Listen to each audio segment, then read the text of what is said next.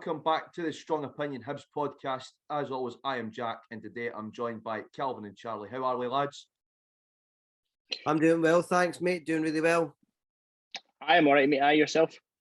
I am good. It was a good game with City yesterday. Beat Renfrew 2-1. So top of the SWF Championship South now, which is good. Well on track for promotion to the SWPL2. So I'm really enjoying it. I got my official club photo done as well. So I've seen that. I think I liked it on like 3 different social medias. Aye, I've been putting it everywhere. You got to get it. I was trying to help you out. I was sick of seeing your face. Yeah, a lot of people say that, mate. So we'll just jump right into it, and we'll start off with obviously our Scottish Cup action. Took on League One Cove Rangers in the 4th round at Easter Road. We got a 1-0 win, a bit nervy. Nisbet to the rescue. In extra time, I never thought I'd be saying that sentence. Nisbet to the rescue, but it took extra time to beat top of League One Cove Rangers. So we'll sort of go into a wee bit of how we were feeling before the match. So me and Charlie were there, obviously, but we'll start off with you, Calvin. Were you confident heading into the game?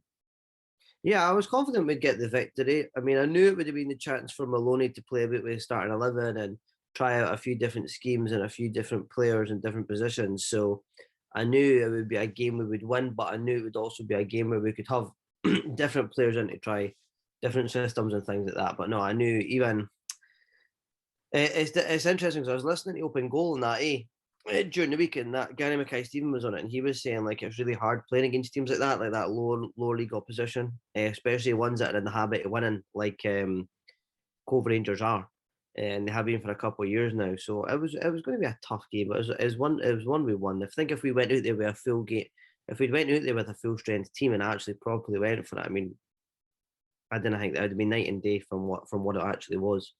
Let's sort of mass summary. Good stuff, good stuff. I think, you know, what me and Charlie were saying to Paul Hartley was more entertaining than the actual game at points. But like I was saying before, £10 to give Paul Hartley stick is an absolute bargain. So, Charlie, what were your thoughts going into the game? I think very similar to Calvin. I think I probably overestimated how confident I was. I predicted like 4-1, I think. And obviously, we only won 1-0 after extra time. So, obviously, my prediction was way off the mark. But I think going into it, like, I just thought we would have had far too much for them. And that wasn't the case. Cove matched us pretty much every area of the pitch. They played really well. And I think obviously we're through and that's all that matters. But I was confident going into it before it. Yeah, I was the same. You know, I was sitting, and I knew it'd be a tough game. I thought it was going to be close. I said 3-0, which was sort of the closest out the predictions. So, yeah, I knew it was going to be a close game, and I knew it was going to be a tough test for us, but I was still confident. So we'll move on to the reaction to the lineup. So obviously, Mueller and Henderson got their Hibs debuts, which was great to see, Mueller especially. I was a bit disappointed not to see Dabrowski start. Obviously, we had a bit of a discussion around would Maloney have a cup keeper. I really think Dabrowski should have been given the chance, given that even though it was a tough one for us, Macy had a very quiet night, to be honest. There wasn't much that troubled him. So I will say that Dabrowski did deserve a chance again, but overall, I thought it was a strong lineup. It maybe wasn't our strongest, but it was still pretty strong, and we had a decent bench. So some weird ones like Hallberg coming in, I didn't really expect that, but you know, as we talked about, Maloney was going to use that as a chance to play about the team. So I'll come to you first, Charlie. What was your reaction to the starting 11? I sort of expected Mueller and Henderson to start. Was a bit confused that Rocky never featured, but I really obviously when he's not played much game time, to play 90 minutes on Monday against Celtic was probably not worth the risk, playing him on a Thursday night as well.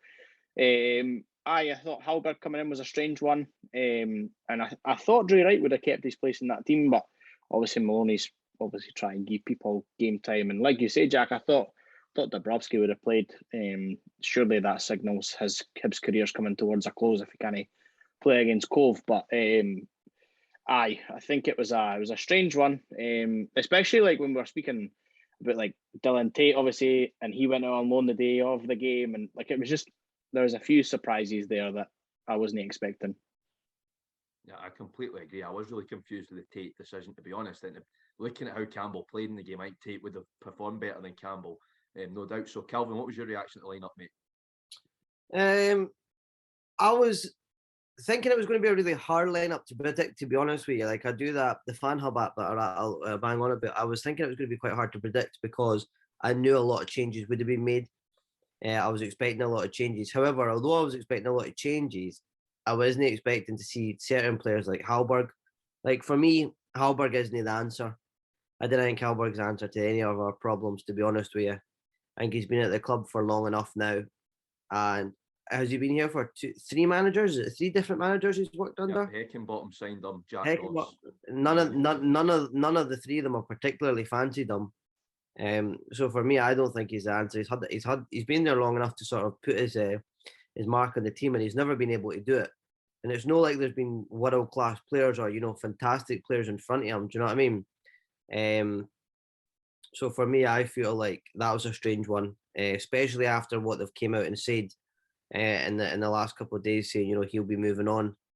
Yep, Happy Stevenson, Hanlon at the back. Again, just I would have went with a cup keeper that I brought up last week. I think I'd like to see what the young lad he's got to offer. Dabrowski, I'd like to see what he's got to offer. He's a big laddie. He looks like he enjoys being at Hibs and things like that. He's got quite a good relationship with the fans and that as well. I'd have liked to have just seen him get a punt. I mean, well, I've never really been able to see him in action for one half of the Arsenal game is what I can remember. I've never really seen him in action, and Macy's decent, but he's a big step down. He's a big downgrade for Rocky. Maybe he's still just finding it. He's never really been a number one anywhere else, so maybe he's still trying to find his feet in that. But for me, I think I'd like to have seen it mixed up a wee bit. Yeah, midfield four can't really complain. And Muller, I was expecting to see it. I was maybe expecting a wee goal for him, but if you listen to our Orlando City one, the boy on that podcast, he came in and he said, didn't expect him to score 20 goals a season. Like, he'll be a really exciting player and he'll always try hard in that, but didn't expect him to score 20 goals a season. So maybe just don't want to sort of over predict what he's going to do. Again, I think that was pretty much it. Subs and that, it was a bit strange to see Sean Mackey on the bench, but maybe that's just because you're allowed 7 subs now. I liked Mackey, but his injuries and that, he's never really been able to recover. But that's sort of my thoughts. I was quite glad to see Jamie Murphy was dropped. I'm not interested in seeing Jamie Murphy play for Hibs anywhere, to be honest. I've been banging this drum for a while now. For me, like the miss in the semi-final against St Johnstone, the miss against Celtic, a few other times, and that he's no for me, personally. No, but, I think we've got to agree that I was glad to see Jamie Murphy out of the team, to be honest, because he's just not the answer either. And Sean Mackey, to be honest, I was really surprised he managed to survive his warm-ups when he went out. I was saying to Charlie, when we were sitting right there, I say, how far along the pitch do you think he'll get before he pulls his hammy again? So he managed not to, so I've got to congratulate him on that. But I think, he was just there to make up the numbers, to be honest. I don't think he had any real chance of getting on because Stevenson, like I've said so many times before, has been rolling back the years recently and he's been playing really well anytime he is on. So I don't think Mackey's got a prayer, to be honest, because even if you are making a sub, you just put Josh Doig back and you'd sub. So I didn't even think Dundee fancied him that much when he was there either. When he went he never did. And that, I didn't think he really made his mark there, which is a shame because he was decent. He was decent under Lennon and that, and then he went and had turning point for him was he had a game against Dunfermline away, and it was it was in 2019 or something like that, and he was awful, man. He was just looked like a shell of his former self from what I'd seen. But I was quite excited to see him in the starting 11, but nah, he's been pretty poor since. Yeah, definitely. So we'll move on and sort of talk about the game a bit more. So we'll talk about the first half. Obviously, the first half, we come out, obviously, we see a lot more of the ball, but Cove are sort of happy to absorb the pressure. They're quite physical. They actually get their foot on the ball. They're quite good on the ball. And unfortunately, we had a disallowed goal as well, which was a weird one. I mean, me and Charlie were sitting there going, we weren't quite sure at the time what it had been disallowed for. It was a weird decision. The referee the whole night wasn't exactly fantastic, to be honest. He was coming away with some weird decisions. Anytime we seem to get a bit of momentum, and I don't know, it's just because Cove have got Rangers after them. I don't know, maybe that's why. But just anytime we got a little bit of momentum, the referee just seemed to give a weird decision their way that meant we sort of got the stuffing knocked out of us a bit. But I think first half overall was dry, but I thought we were actually all right on the ball, and at the time I just thought, right, we stick our chances away, that we'll have them in the second half. So I'll come over to you first, Calvin. What were your thoughts on the first half, mate? I'll be completely honest with you. I was busy on a Thursday night. Yeah, I go to the I've got a thing on, so I never went, and I didn't see the first half. I've just seen the highlights and things like that. But from what I've read online, the sort of impression I got online that a lot of folk weren't happy with either the first half or the second half, to be honest with you. But I thought overall, I mean, I imagine it would have been a wee bit a tough ask, because making that many changes, it's a team that's never played together before. Do you know what I mean? So there's a lot of changes in there. It's a team they've never played together before, and I think that it was looking at the opposition as well. I mean, they've got the likes of Fraser Five and their team. Like, Fraser Five is a good football player. Do you know what I mean? Like, it's not like they're a bunch of mugs. They're decent. I thought it was going to be a tough match, really. Yeah. So Charlie, obviously, we were watching the first half together, so you're maybe going to have a little bit of a similar view to me, because we were discussing it, because discussing it was more exciting than some of the football being played. So would you like to give us your thoughts on the first half, Charlie? I think in spells we were good. I think especially when Mueller got the ball, I think he looked like he wanted to attack, and that's really what I expected from him. I thought Henderson looked all right. First half, I think both of them are just trying to find their feet. And I think apart from that, there was nothing really happening in the first half. I think the offside goal was a bad decision. It was definitely onside from what I've seen back. But that's what happens when you've not got VAR or that. You can't pull it back and look a second time. So no, I thought it was onside, and every other picture or highlight I've seen would back that up. But no, I think first half was pretty poor, to be honest. I don't think Cove offered as much going forward either. So I think it was just a pretty boring first half, to be honest. Yeah, it was. It was eye-bleeding stuff at times, and I think I completely agree with you that obviously we don't have the luxury of VAR, and there's no sort of retrospective going back and looking at it, which is just unfortunate. I think had that goal stood, which it should have, it changed the game. We get more confident, and we could have been up nearer what we were expecting out of the game, but unfortunately that didn't help. I think Mueller and Henderson were both trying to find their feet in the game. Mueller was absolutely fantastic, the way he just wanted to drive forward, the sort of, I want to say, hunger he had. He just wanted to get forward and get stuff going. And I think Henderson, he did a job. I didn't see too much out of him, mainly because I was too busy focusing on Guy Paul Hartley stick. But I think this is a common theme in this podcast, by the way, is me not watching the game because I was giving Paul Hartley stick. So I think, it was just a case of, we weren't doing anything. We weren't creative enough for me. So yeah, that was that. So we'll sort of move on to the second half. Obviously, half-time 0-0, and it's not overly great, but we're thinking, okay, second half, we'll go out there and give them a good game. Unfortunately, in the second half, we sort of reverted to type, too many backwards and sideways passes when we had simpler passes to pick out. Very frustrating to watch. Cove are just happy to sort of sit there and take it, and you could tell, especially right towards the end of the second half, they were just parking half the team behind the ball. They were happy just to sit there, absorb the pressure, and play for extra time.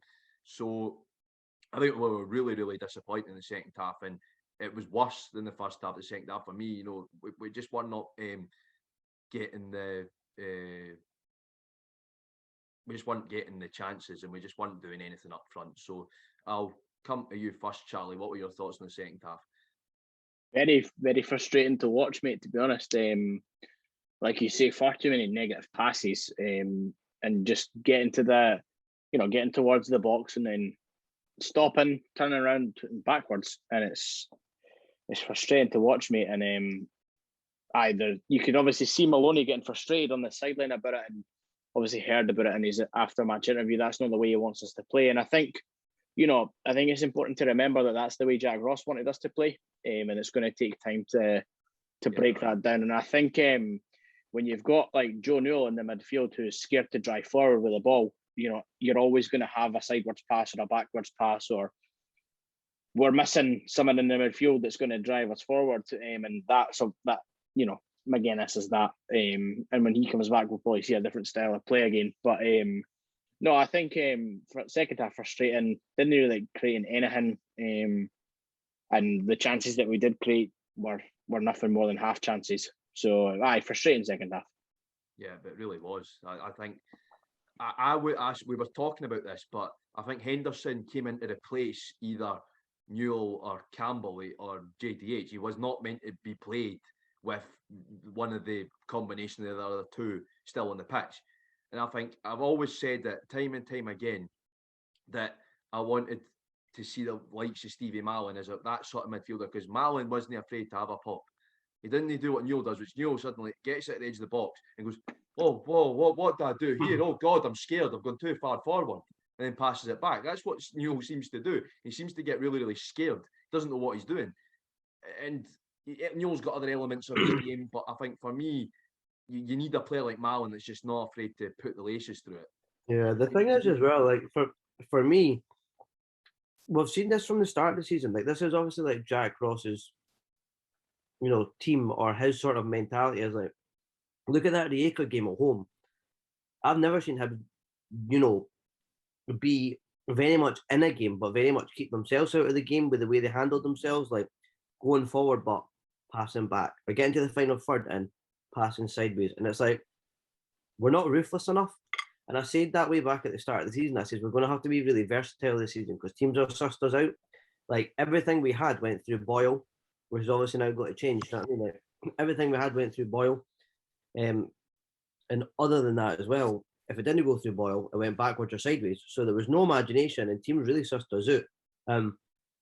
I don't think we're that hard to beat, to be honest with you. I think we played 3 defenders at the back, but I don't think we're that good defensively to be able to really do that. I mean, there's no like, you've got the likes of like Alderweiler and that he has at Belgium. Do you know what I mean? Like, you need to play with what you've got, and we've got a lot of riffraff in there for me anyway. And I think that, like you're saying about Newell, and I put Jadwell Hayes in this bracket as well, they're far too similar. I mean, Hibs at times, it's like Bagel FC, man. There's nothing in the middle. You know what I mean? Nothing in the middle.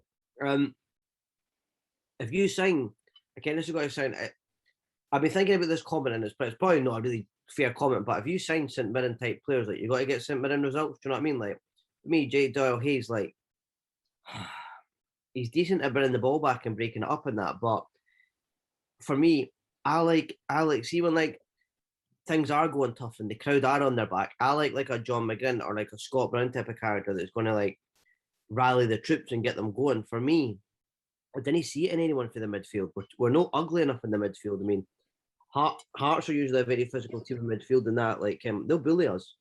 You know what I mean? We're too soft in the midfield, I think, personally. Really need to get someone creative in there. And it's a lot. It's a lot to put on Henderson's shoulders because he's young. Absolutely. No, I think you don't want a young midfielder having to take on that responsibility. And that's it. Obviously, it's a Jack Ross team, and Maloney will have time to bring in his own players and get the style of football that he wants implemented onto the squad. I think that's what we've got to remember is Sean Maloney's just come in and he's playing with a Jack Ross team that are used to Jack Ross tactics. So this sideways passing, this backwards passing, this being too scared to shoot when you've got the ball in space and you're on the edge of the box. I think all that will change, but I completely agree about the likes of Newell and JDH being far too similar. They can't play together. I think that's something going forward, is the two of them shouldn't play together. I think on that though, Jack, if you look at the new signings that have come in, like Sean Maloney's signings, like Rocky is comfortable with the ball at his feet. They're exciting as well, Charlie. You've got very exciting players. You've got Henderson who look to get forward. You've got Clark. Well, when he's fit, Clark as well. He likes to drive forward. And then, like, obviously Mueller's no Maloney signing, but he's had a month to work with Hibs, and obviously those weeks with Maloney, like, they're players that are actively wanting to get the ball forward, and I think it's just going to take time. I think we're going to probably bring another couple in before the window closes.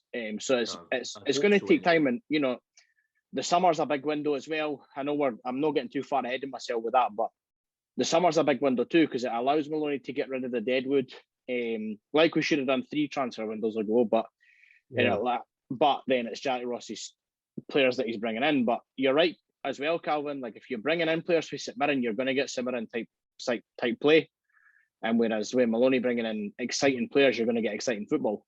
Exactly. I think Maloney bringing them in as well. Like you can actually buy into his vision. Like the likes of Rocky, the likes of Melkerson, folk like that, Henderson. Like they're young, they're exciting. Like they're no washed up Scott Browns or Ken Lafferty's. They types of characters. They're fresh. They're hungry. They want to make their mark on the game. Do you know what I mean? And for me, I like that. And I can buy into his vision, but I think you need to just be realistic. The main objective was to get in a name in the hat for the next round, which we've done.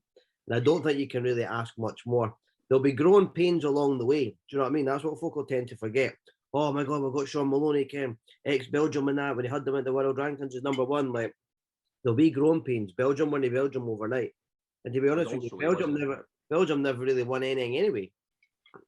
Also, he's not he's the assistant manager. This is his first time being exactly. So maybe he's going to get used to players isn't his forte, maybe. Do you know what I mean? Like coaching actual players, he's always had someone to lean on, like you're saying, Jack. Yeah, exactly. That's it. He's always had somebody to look up to.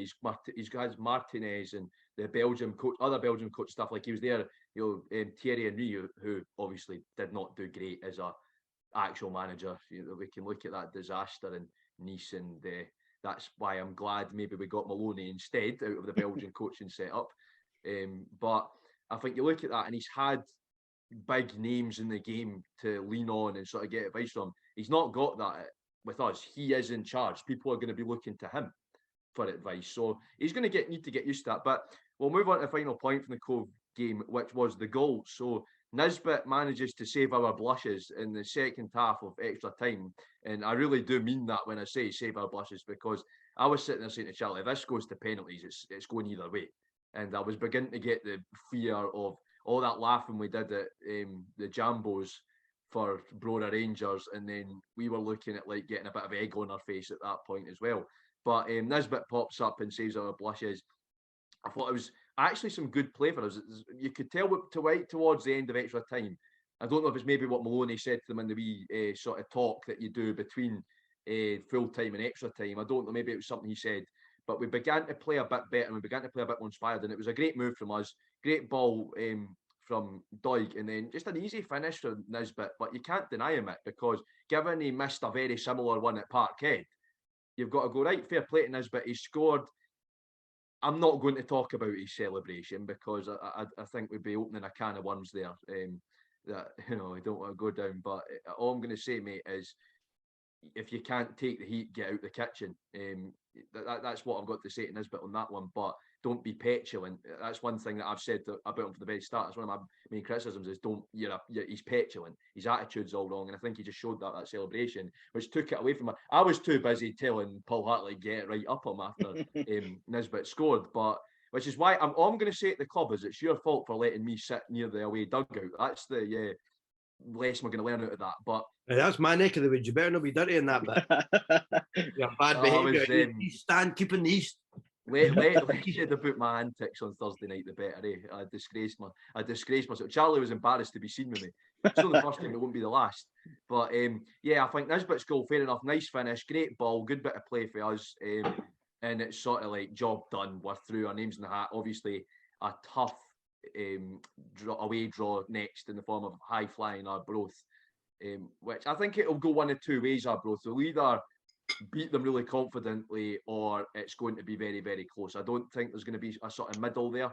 It's going to be a very close game, and Arbroath will edge it, or we'll beat them confidently. I think that's what's going to happen there. But you just don't know. I think we'd be more inclined to beat Arbroath more confident than we did Cove. I think that's the most Hibs thing we could do right now, which is beat a high flying Arbroath side. But it's going to be really difficult, because there's not good memories from Arbroath away if you look back through the history books for us, and Dick Campbell is doing but we don't do early cup exits like our Edinburgh partners.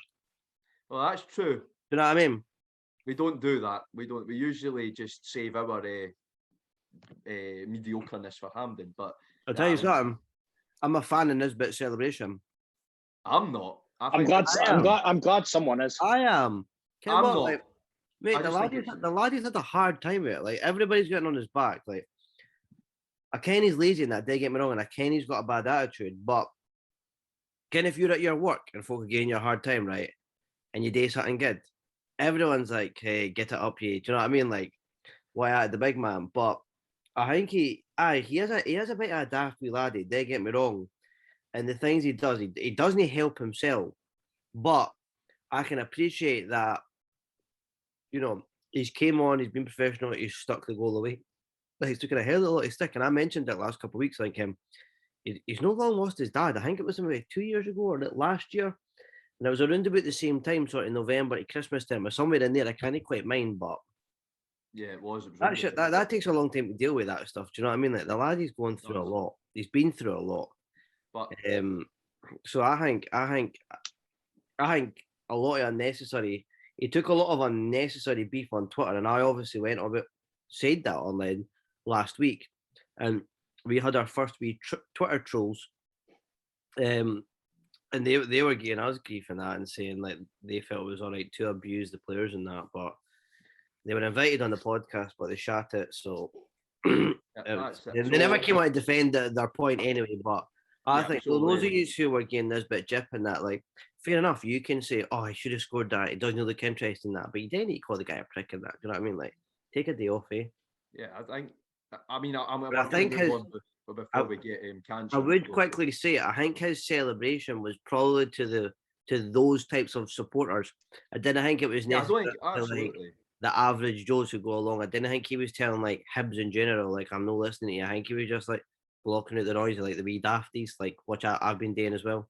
Yeah, no, absolutely. I think I'm not, obviously, like I said, I just think for me in that situation, you've got to be the bigger person, and he didn't really do that there. I think as a player, for example, you look at the St Johnstone players who took a lot of badness from their fans after the Celtic game, and they didn't react. They just walked up the stairs, and a lot of them just didn't. That's what you've got to do as a player. Aye, but to the fans, if you can't handle it back, they dish it out. Do you know what I mean?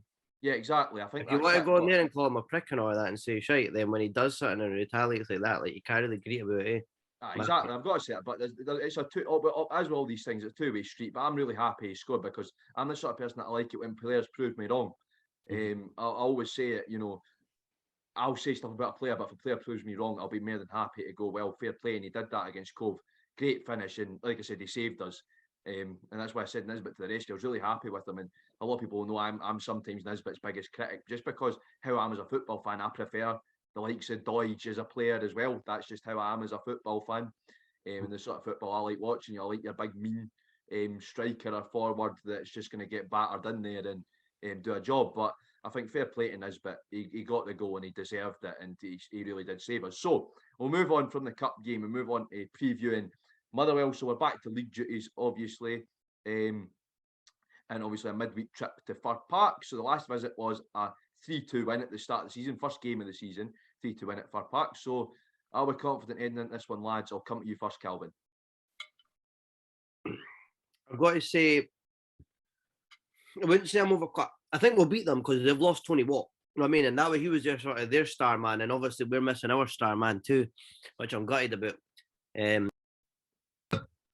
But I'd like to say, I think there will be growing pains. I think Maloney he's a few weeks into the job now. The honeymoon period is probably over, to be honest with you. He's had 3 wins out of 4. He's beat 2 teams that I think we would have probably lost to before Christmas, in Aberdeen and Dundee United. I think we've got enough in the tank to beat Motherwell. I do think we'll win, but I'm not sure it'll be free flowing, fast, beautiful football. That will win 3-4-0. I think it'll be quite tight. I think it'll be quite ugly. But I think what Maloney needs to try and do is get them in the habit of winning. He needs to keep on just churn out results. He needs to get them in the habit of winning. When they start winning, they'll start feeling good and they'll start playing better as a unit. And when he starts to bring in his own sort of players in that as well and gets them in the mix, I think that'll smooth a lot of things out. But I think we'll win it. I do think we'll win it. It'll be 1-0 or maybe 2-1 or something like that. It'll be a close game. I don't know how we'll react to going behind if that happens. I think that could be a bit of a wake-up call for us. But I think Motherwell have lost quite a few players. I think, obviously we've lost Boyle, but I would say with Boyle missing, there is an upside to it. I think, and when players in the past, when Boyle left, when players left like McGinn, Cummins, McGeoch, Fivey, like we were sort of looking for someone else to step up, and Boyle stepped up to the plate.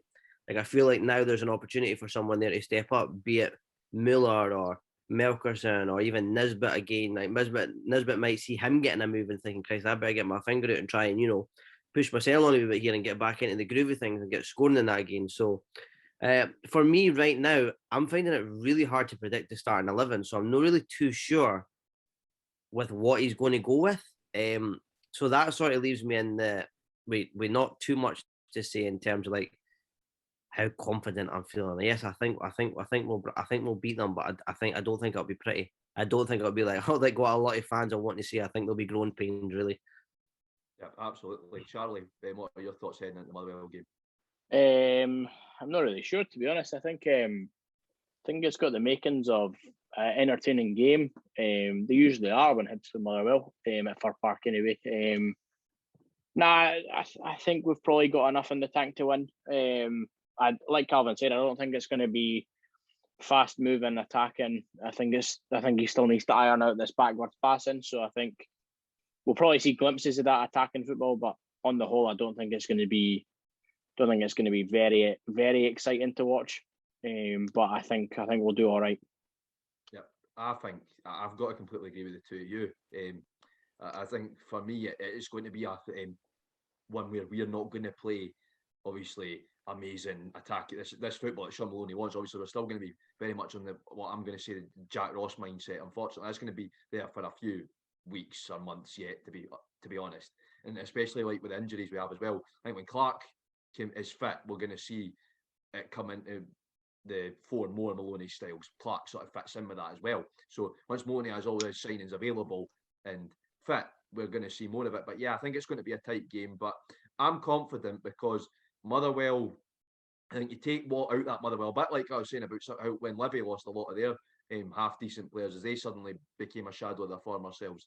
I think Motherwell the same. You take what out of it. Motherwell have a decent team. Don't get me wrong. They have a decent players like Big Mugabe and all that. So I think you look at it and go, they still have a decent team. But what was their sort of focal point? You take him out, you don't have that sort of intensity attack they have, that sort of target man they have. So what I'm going to say is I'm confident, but I'm going with the two of you where it's going to go, it could go anyway, basically. But I don't think we'll be playing exciting football. We need to get the habit of churning out results because it's games like these away. It's games like this that come the end of the season show you where you're going to lie. Do you know what I mean? Whether exactly you can win games like this, that's how you end up third and all that. Can beating Motherwell away on a Wednesday night. These types of results. It's not really about winning away to Celtic Park. Midweek that's going to get you third place. It's beating the teams around us. It's beating the Motherwells. It's beating the Dundee Uniteds. It's beating the Dundees, the whoever else. You know what I mean? It's beating these teams that will shoot us up the table and the Livingstons and things like that around us. So that's why I haven't taken too much from the defeat against Celtic. Absolutely. But no, this is when we want to win because if we win it, we'll be on level points with Motherwell. We'll be joint fourth, which is where we should be. We should be in and around there, and we're already 10 behind Hearts, so we can't really afford to lose it if we're going to be serious about this season.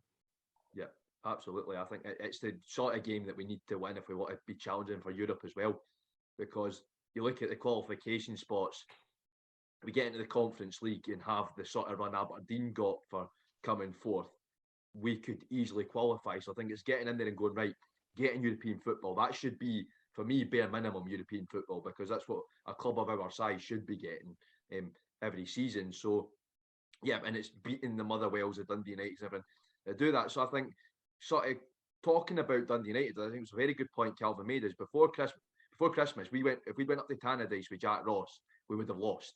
It's as simple as that, because look what happened at Easter Road. So I think you look at Fir Park, if we still had Jack Ross, it would be a much scarier prospect than it is going to be this time round. It's not always been the best hunting ground for us, Fir Park. Obviously, we've had some bad results there in the past, but I think Sean Maloney will get us a result. And it's just about grinding it wins. I don't care how we do it. At this point, it's just about getting the wins, getting the 3 points, and continuing to challenge and being serious. So I completely agree with Calvin. I think that's an excellent point.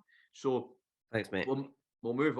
You're happy that I'm agreeing for you with once you said of the big man, because usually it's the other way about. But I thought I'd share the love this week, eh? So we'll move on to our lineups. So I'll start with you, Charlie. What's your starting 11 for Motherwell? I think he'll go very similar to the Celtic game. I think I don't know. Else he'll bring in. There's rumours that Melkerson played in a bounce game the day and got and walked off injured. So I don't know if he'll play. So we might be needing another striker. I've not seen that, mate. Who was that again? I'd seen it on Twitter just now that apparently it's Hibs Central. Just don't believe it. So we'll see if that's true or not. But no, I think he'll go very similar team. It's a hard one to predict. To be honest, I think Porteous back.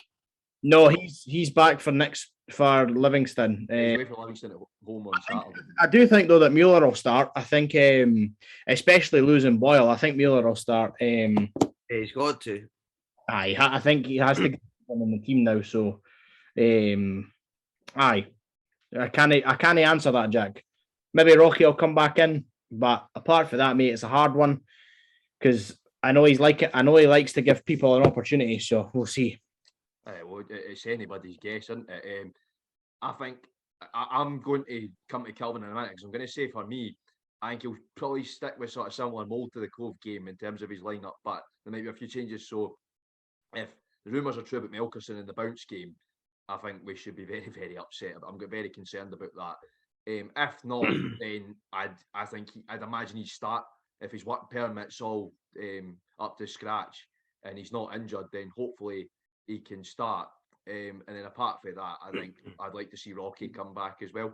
So yeah, that's it for me. But it's anybody's guess. Apart from that, I don't really want to try and predict it because there's a lot of permutations on what the starting 11 could be.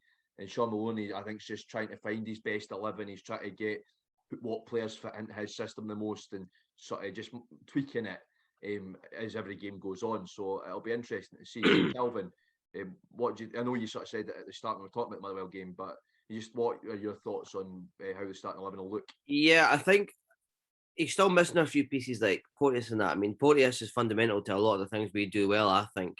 He'll go Macy in goals. He'll go back three of Stevenson, Hanlon, and if Rocky's fit, Rocky. I think he'll go Cadden and Doig on the wing backs, and I think he'll stick with Campbell and Newell in the middle. I think he'll have Henderson, and I think he'll have Mueller and probably Mueller and Doig, or he could drop perhaps. No, I think he'll probably be quite similar, to be honest with you. I mean, I'm wondering that I didn't say I didn't want it, but obviously Boyle's left. I wonder if there will be a wee push for Jamie Murphy to come into the squad. I think Scott Allen's time's up at Hibs. I mean, looking at the bench for the other night, he seems to quite fancy James Scott as well. He quite likes James Scott as a player. For me, I'd have sent him back. I said that months ago, send him back. Because he couldn't get himself fit in that. And I said, Ken, he's got the chance to play for a club like Hibs and he can't get himself fit. Punt him. I must have said that about 2 months ago. For me, I'm not interested in seeing James Scott in a Hibs shirt. Even if he is good, like, no for me now. Just the way he disrespected the club in that personally. I find that hard to cheer for, eh?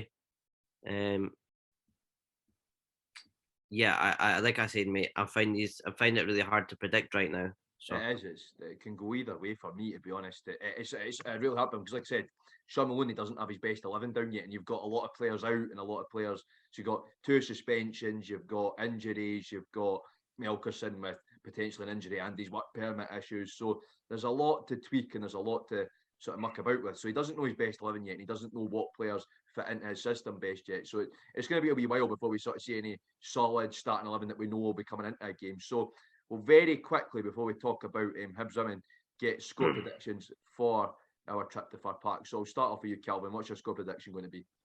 6-6. Oh, it could go that way. You know what? Stranger things have happened, and it's happened before at Fir Park. No, I'll go to. Do not say one. Whatever you do. No. Maybe 2-1 Hibs. Bring on back. 2-1 Hibs. That's. Can I be honest? That's deader than Jamie Walker's career now. So no, I'm going for it. 2-1 Hibs. So Charlie, I think what's your score prediction? 1-1. 1-1. Okay, I'm going to say we'll scrape a 1-0 win. It will be a late second half goal after eye-bleeding football. The Hibs stars won't be happy because Pat Stanton and Jimmy O'Rourke didn't get on, and we'll win. And even though it's 3 points, nobody will be happy because we're not playing like Neil Lennon used to have us playing, and that's that. But I've just thrown a grenade there, so we'll move on. So to move on to Hibs women, and obviously that was a 2-1 loss at the Rangers training centre in Mulgai. So obviously we're travelling out to Mulgai to play runaway league leaders Rangers. So were we confident heading into that one? I'll come to you first, Charlie. No, I predicted we'd get beat, so I was not confident. And I think I'm not confident when Hibs women play just now. So there we are. I wasn't confident going on. Right, well, that was easy, Calvin.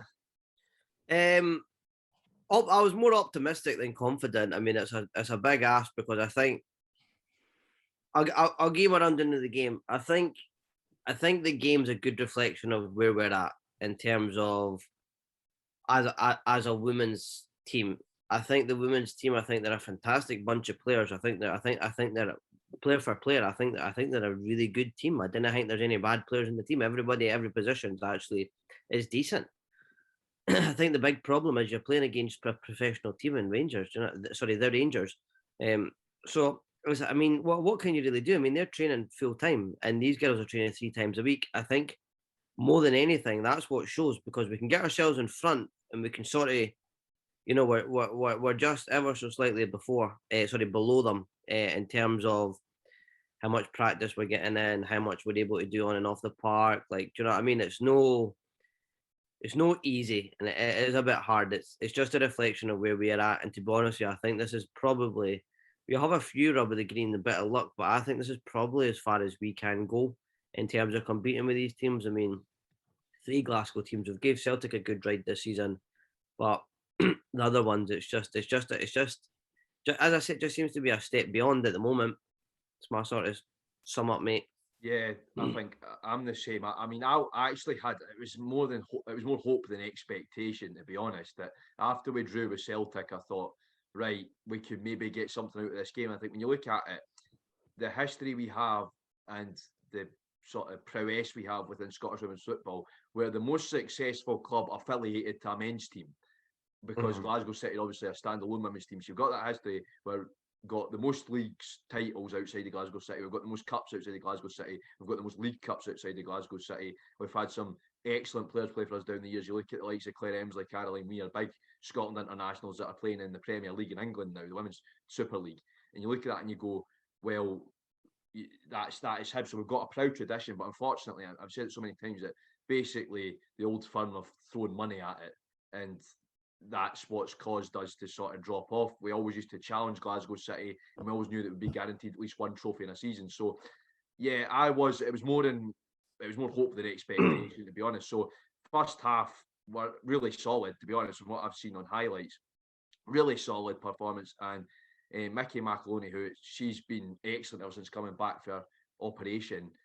She gets on the end of an excellent ball from Amy Muir and puts us 1-0 up. So obviously half time we're 1-0 up. Obviously I was on the bus back from Broxburn after the City game, so I went a bit mental. I assume we went 1-0 up. So at half time we went 1-0 up. What was the belief there, lads? Were we thinking, right, we can maybe at least hang on for a win, or maybe Rangers will come out and we could at least get a draw? So I'll come to you first, Calvin. At half time we were 1-0 up. What were your thoughts?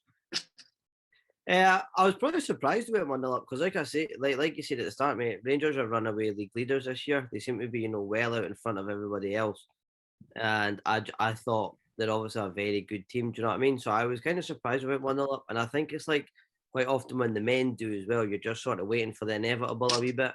And like I say, there's no sort of any criticism of the girls because I don't think they could do any more than what they're doing. I mean, they are trying their best. They're playing some nice football at times. It's just it is that gulf and sort of commitment from the fact that they are a full-time team and we are a part-time team. You can't really compete fairly, I don't think. So I do think that it was a surprise, and I knew, I sort of knew it would come, and I knew that Glasgow Rangers would equalise, really. Yeah, I think that was the same for me. But I thought I just want to touch on it more. I said there, but it's great to see Mickey back because she's a fantastic player, and that'll provide us a boost. She's back to full fitness. She's back to getting minutes in her legs, which is excellent. And it was a good goal. It's a very well taken goal, and she is a great player. And like I said, it makes me even happy that we took them off of them Spartans because that led to them having a hissy fit, which is brilliant. Mickey is an amazing player, and we're very lucky to have her. And she's a big creative influence, and it was great to see her score because she's a big game player. She always brings her A game to these big games like Spartans, like Rangers, like Celtic, and she was really good against Rangers. She was my player of the match. I think Shannon McGregor deserved it, but I think Macaroni was actually my player of the match, to be honest. So we'll sort of go into the second half. Rangers get a dodgy penalty Rangers. Are we really surprised at this point? Because the Grand Orange Lodge of the SFA can't see the precious Rangers losing, so they get a dodgy penalty. They slot that away. 1-1, you go, okay, right, that happens against Rangers. We know they usually get decisions their way. And then I think it was literally about 2-3 minutes after the penalty, they score. And you go, that's just really disappointing. And what I've got to say is the penalty, you can just take out of it. That was annoying. But Rangers' second goal, it was avoidable. It was completely avoidable. And it's another game where we chuck away at least a point because we just seem to panic after conceding. And it's becoming really worrying. We've seen it in the semi-final. We've seen it when we played Celtic last in the league. We've seen it even against Partick Thistle, which for me is the most worrying one, considering they weren't even meant to be in the league. They replaced Forfar, who folded. They weren't even meant to get promoted this season. So I think that is a worrying trait within the squad. I mean, you go, I think for us, even if it isn't intentional, for us, I think when we concede, we panic and the game plan goes out the window. So I'll come to Charlie first. Your second half, and you saw we ended up losing. How disappointed were you? Could see it coming when we went 1-0, mate, to be honest. That for me, that sums up the management this season. Game management. Not a dig at Dean by any stretch there, but that's just game management from the whole side. When you go 1-0 up coming out of half time, we've seen that at Stirling in the semi-final where they concede one way in about a minute of the second half and fall apart. It's the same again. And that really just, like Calvin said, it shows where we are as a club, that we can't hold on to these leads against the Rangers, the Celtics. But also on the same argument, we are not full time and they are, so you sort of expect that they're going to beat us in these games. But it's still frustrating all the more when you go 1-0 up at half time and you lose the game. So yeah. Frustrating. It really is, and like I said, considering the history we have within the women's game as well, and this is what we've discussed before. We discussed it when we had Ron on, and we've discussed it so many times in the podcast. This is why we need to become full time sooner rather than later, because we're going to keep lagging behind. And you look at the likes of Motherwell and Hearts; they're looking at upping their training schedules now as well, which means we are going to just, we're just going to keep falling behind if we don't sort of step it up a bit. So I think my final thoughts of that is it's really unfortunate that we fell apart in the second half. Like I said, I'll take the penalty. I think the penalty is what triggered that, to be honest. And it's just annoying that the referee, when you play the Rangers, no matter what level it's at, you're always playing up against a 12th man. They've got a 12th player in the form of the officials. So I think it was really unfortunate. And then we just went on and we did our sort of usual. And we've also sort of got that little bit missing against the Glasgow 3. But we've got Motherwell next on Wednesday, and I think that'll be a game we'll see 3 points. It'll be a tough game. Don't get me wrong. Motherwell are playing really well right now. They've obviously got 2 ex-Hibs in the form of Katie Rice and Carla Boyce, are both really good players. They've also got Leanne Crichton, who, despite her age, is still a phenomenal player and a senior player that's going to be able to bring a lot of leadership into that Motherwell team. So it'll be interesting to see if Leanne Crichton plays, and if she does, I think she'll cause us a lot of problems as well.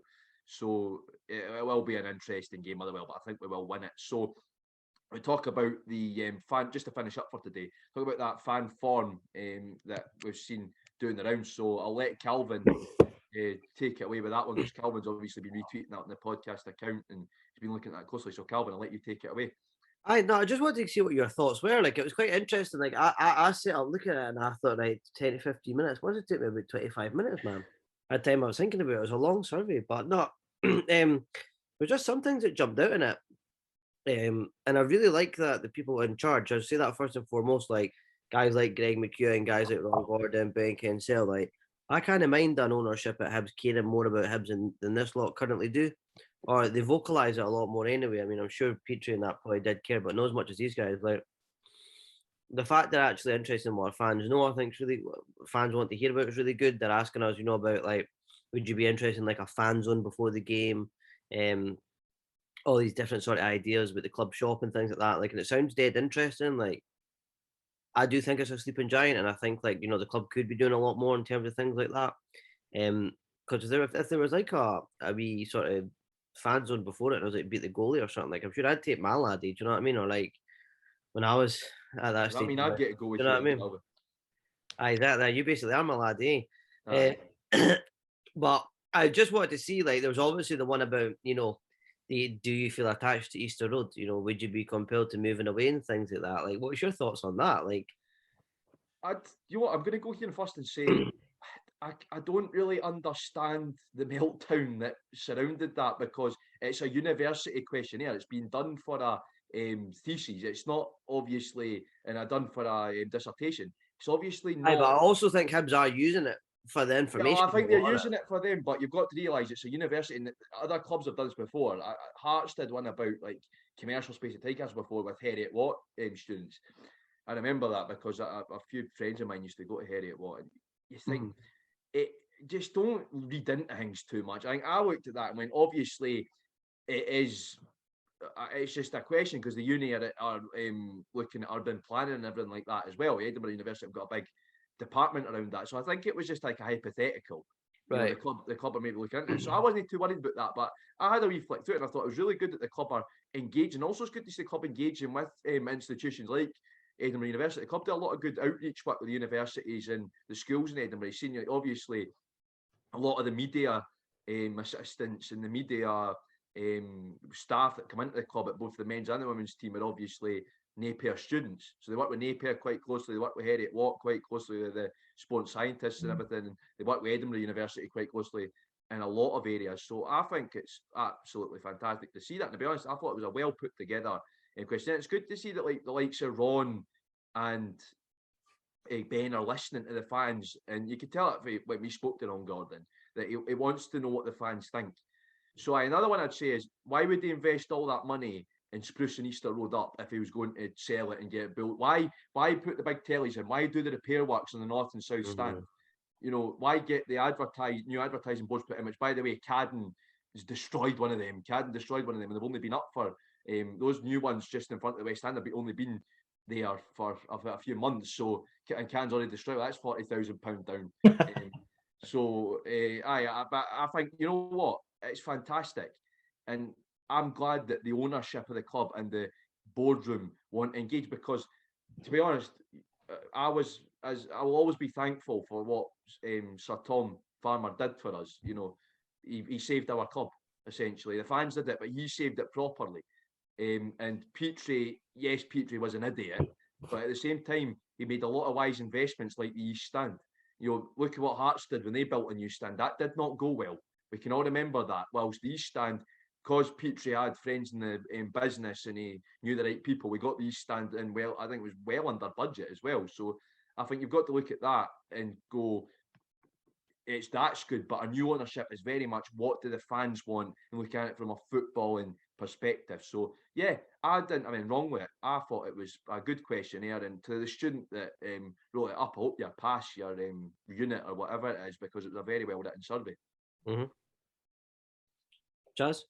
No, I think very similar to Jack. Like, I didn't read too much into the Easter Road one. I think probably they're just trying to gauge how the fans feel about the stadium. And it's really my second home, so I never read too much into it. But No, I think I think it was an interesting one though, about like when they mentioned alcohol, because I know Ron's trying to fight the fight and getting alcohol at the stadium. So I wonder if that's part of that. But no, I think it was well written, and I think there's a lot of good stuff that can potentially come from it.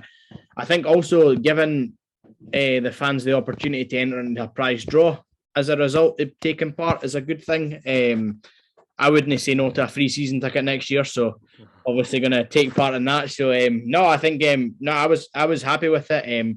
Like you're saying, Calvin, it did take a lot longer than 10-15 minutes. It was a one that I had to think a lot about. But no, it was good. I think it was well written and a lot of good stuff in it.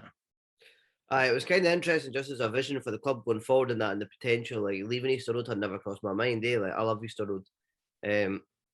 My first thought when I seen the sort of meltdown on Twitter, I thought, Christ, Easter Road isn't the problem. Like it's no actually like the stands and what goes on is what goes on the park. Like let's fix that first before we think about moving.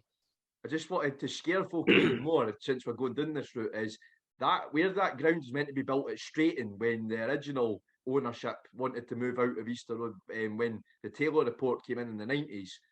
I've got to say that ground's never been built on, so here we come straight in. You can go to IKEA and then go to the game as well. Well, even that would be an ideal place for them to build a stadium for the women, though, Jack. I think no, actually, you know what? I think it's all yours now.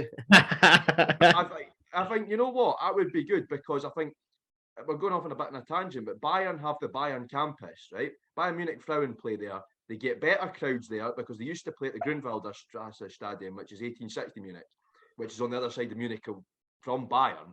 They didn't get as good crowds. Now Bayern Munich Frauen play there, they usually get sellouts. And it's about a 7,000-8,000 capacity wee ground. So I think a designated ground somewhere for Hibs B and the women's team, whether it's at HTC or on where the Straighton ground is meant to be when we were planning on moving out Easter Road in the 90s. Do you think they could build something like the Orium instead? Like a training facility where everybody could use it? I think looking at that, you've got to look at the Orium, and that was an SFA-funded project along with the university, and it cost a lot of money. And to be honest, that's money I'd rather go into. When you look at it in the past, when Easter Road got redone to fit in with the Taylor report, that cost a lot of money. We couldn't sign any players that season, which eventually led to the slippery slope we went down, ending up in relegation in the late 90s. So I'd say from a financial point of view, no. But I think building a stadium designated for the women's team, or at least that the women's team could share with somebody, would be good.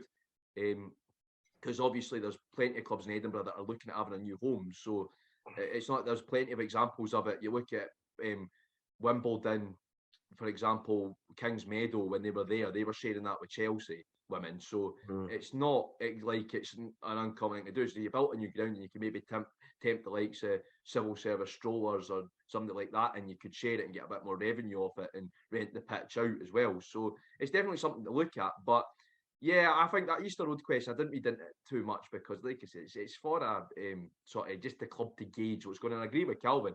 We could be anywhere. We could play playing. Let's look at Martin Boyle's new, for example. Let's call the King Faisal Sports City. We could be playing at the King Faisal Sports City. JDH still wouldn't shoot when he's got it. It's just we could be playing in a park in deepest Siberia and JDH would. So it's not the stands that the problem. It's not the stadium you play in, it's the players you've got. But I think I understand why people are concerned because Easter Road's like the heart and soul of the club.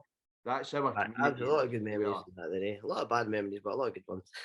Yeah, exactly. But I think that brings us to the end of this week's episode. Thank you for always to listening to us blather a load of shite for a wee while. So it's always good to we appreciate your company, all two of you that watch. So no, I'm kidding. But thank you for everybody for listening, and we will see you all again in the next episode. Until then, glory to the Hibs. Hey,